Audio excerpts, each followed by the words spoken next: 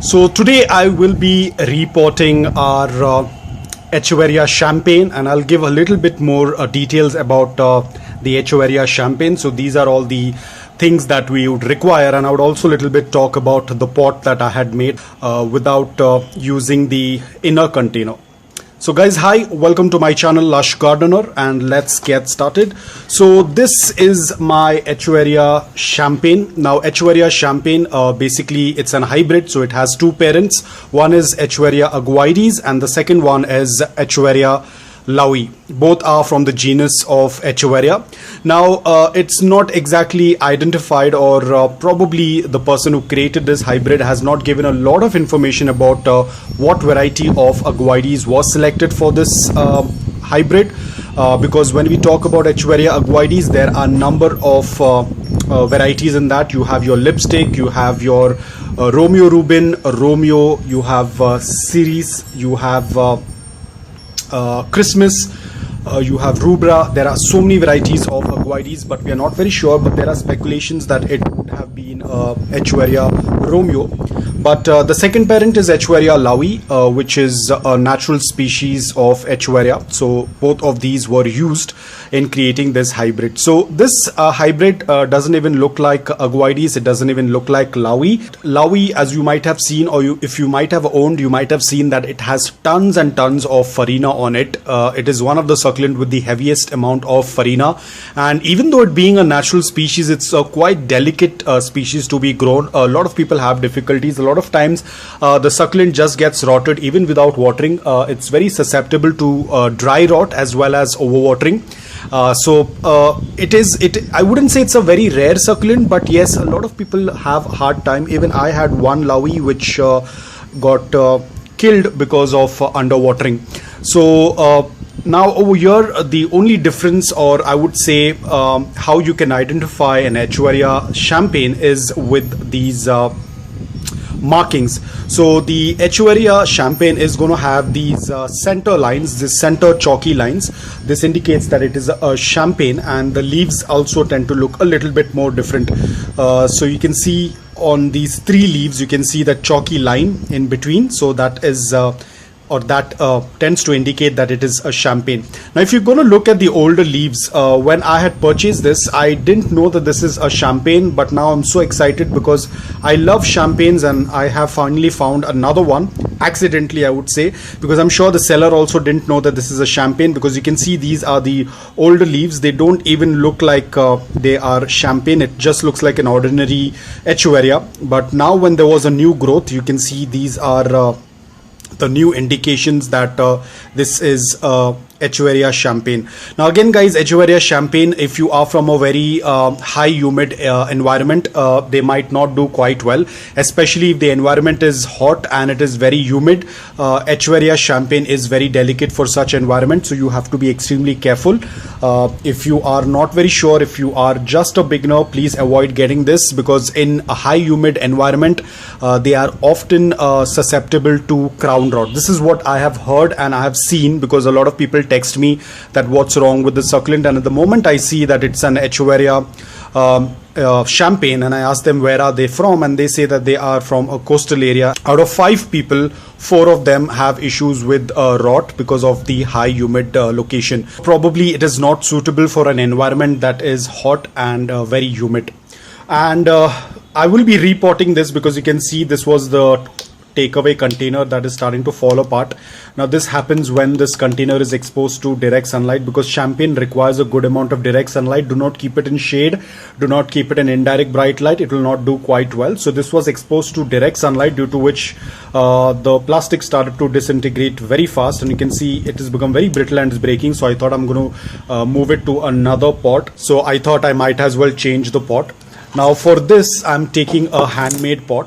This is a very old pot. I think probably it's been almost a year that I had made this pot, and you can see it's quite good. Now this was a handmade pot. When I say handmade pot, of course all of my pots are handmade, but this is a pot that I had not used the inner container. Basically it was only in the outer container like this, and then I used a mix of sand and grey cement, with a little bit of the filtered garden soil, the fine dust that I usually get. I added it to get that earthen color on this, and you can already see there are a lot of these sand grains that are showing up on the spot, which gives a very unique look, very rustic look. And you can see this is all the algae, the green algae. So because it contains the fine dust of garden soil, and when it comes in contact with water and sunlight, there is this green algae that tends to grow up on it.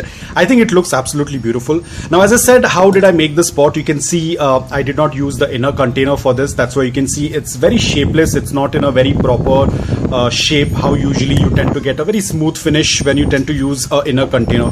So for this, I had just made a mix, and then I just used my fingers and started to tap it around this container like this. I started to tap around the entire container like this until it was completely filled, and then I let it dry and pulled it out from this container. So that's why it has a very uneven shape, which I really love for my succulents. So I'm going to be using this pot. Now again, it has a drain hole, so we are going to cover the drain hole with a piece of broken pot.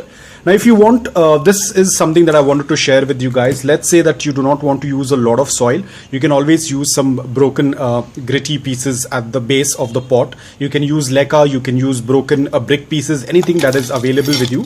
So in this, when you tend to add, it tends to reduce the depth of the pot, and it also helps you save on that succulent soil mix, because succulent soil mix is very expensive. Apart from that, you always tend to run out. So if you want to cut down on the succulent soil mix, you can always add a little bit of these pieces. So this is basically a kind of a hack that you can use in order to reduce the amount of soil mix.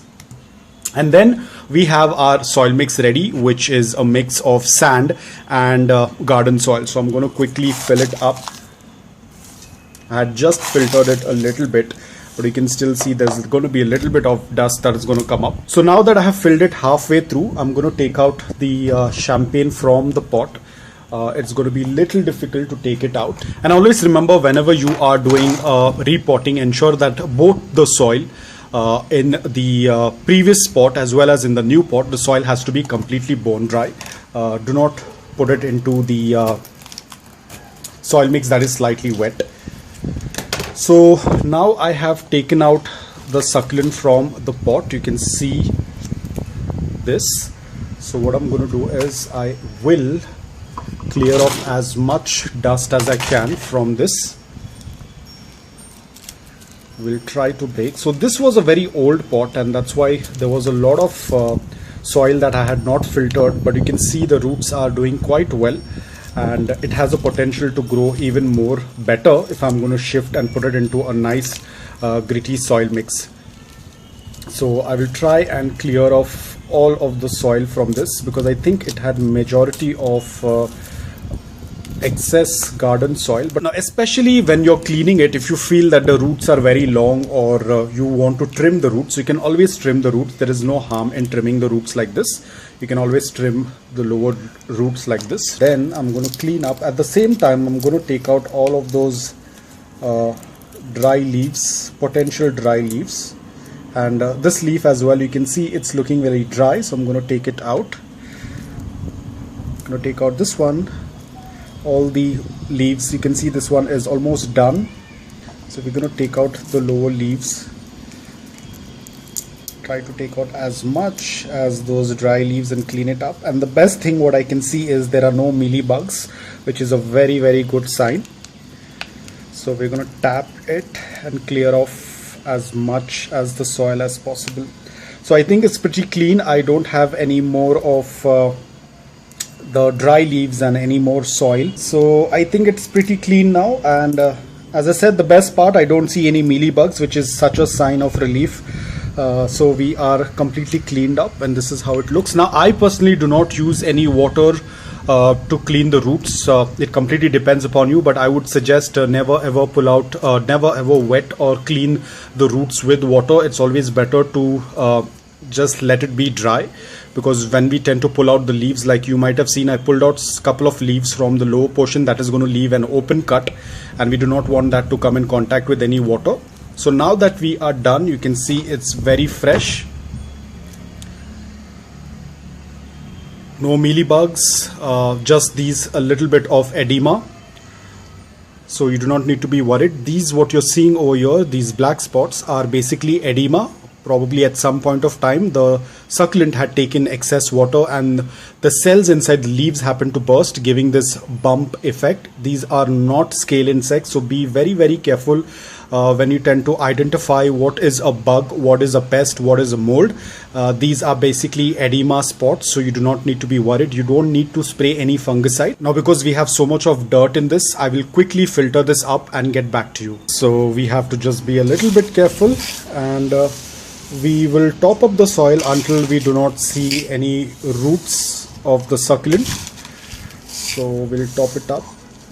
And as I said, over the period of time, even though if we fill the soil mix up till the brim, when we are going to water it, whenever the succulent has settled in the soil, whenever we are going to water it next, the soil will start to settle down, because there are going to be a lot of air pockets which will start to reduce as and when we start to water it.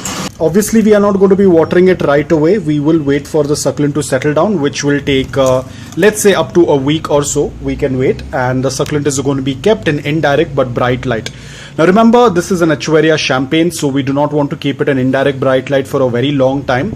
Probably up to a week and a half, and then we will start to acclimate it to morning direct sunlight. Even though the succulent is well acclimated in morning direct sunlight, but I still do not want to take a chance, because at times they can easily get burnt when they are exposed to sudden direct morning sunlight. So again, we will have to do the same process of acclimating it. Or initially it's going to be 1 hour, second day it's going to be 1 hour 30 minutes, and then it's going to be 2 hours 30 minutes, and so on and so forth. We are going to do this for a week or so, and then we are going to put it out in morning direct sunlight for 5 to 6 hours. So we are done with the repotting. The succulent is going to be a little unstable. That's absolutely okay. As and when the roots will latch onto the soil and it will start to grow deeper, it is going to get more stable in the soil. So guys, that's all about it. I hope that this video was helpful to you. If it was, please hit the like button. If you're new to my channel, please consider subscribing to it. Until then, take care, stay safe, and keep planting.